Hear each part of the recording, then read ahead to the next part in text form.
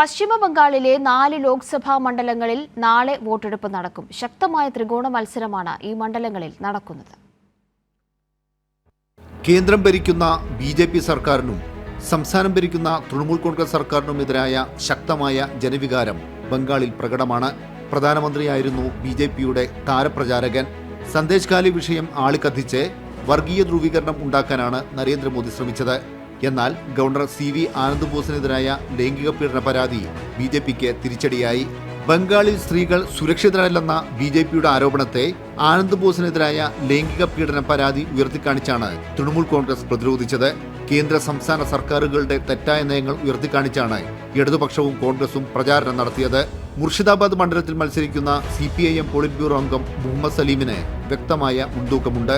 മുൻ ത്രിപുര മുഖ്യമന്ത്രി മണിക് സർക്കാർ നടത്തിയ പ്രചാരണം ജനപങ്കാളിത്തം കൊണ്ട് ശ്രദ്ധേയമായി.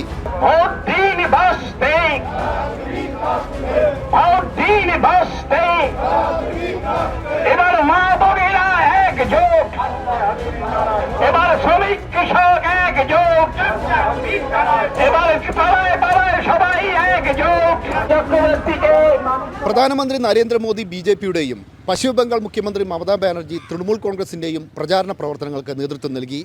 ഇഞ്ചോടിഞ്ച് പോരാട്ടമാണ് 4 മണ്ഡലങ്ങളിലും നടക്കുന്നത്.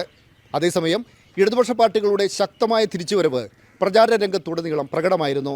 ബംഗാളിലെ ആരംഗട്ടിൽ നിന്നും ക്യാമറമാൻ വിനേഷ് നേതാജിക്കൊപ്പം കെ രാജേന്ദ്രൻ.